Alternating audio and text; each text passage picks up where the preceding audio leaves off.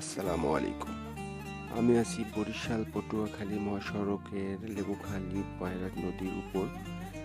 তো এই বিষয়ে কিছু কথা বলবো।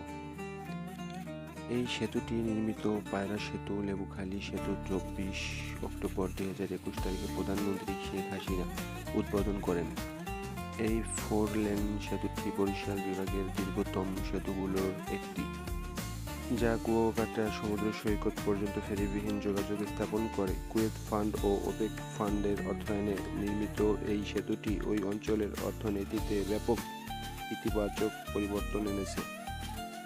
2013 সালের মার্চ প্রধানমন্ত্রী শেখ হাসিনা সেতুটির ভিত্তির স্তর স্থাপন করেন। নির্মাণকাল ও নির্মাণকারী প্রতিষ্ঠান 2016 সালের 24শে জুলাই আনুষ্ঠানিকভাবে নির্মাণ কাজ শুরু হয়, যা চীনা ঠিকাদারি প্রতিষ্ঠান Longjian road and bridge company limited সম্পন্ন করে।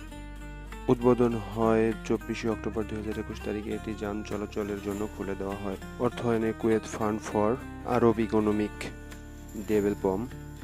পায়রা সেতু চালুর ফলে বরিশাল টু পটুয়াখালী সড়কে ফেরি পারাপারের ভোগান্তি দূর হয়েছে, যা রাজধানী ঢাকা থেকে সরাসরি কুয়াকাটা পর্যন্ত সড়ক যোগাযোগ নিরবচ্ছিন্ন করেছে। এটি পর্যটন শিল্পের বিকাশে এবং দক্ষিণ অঞ্চলের ব্যবসায়িক সম্প্রসারণে গুরুত্বপূর্ণ ভূমিকা রাখছে।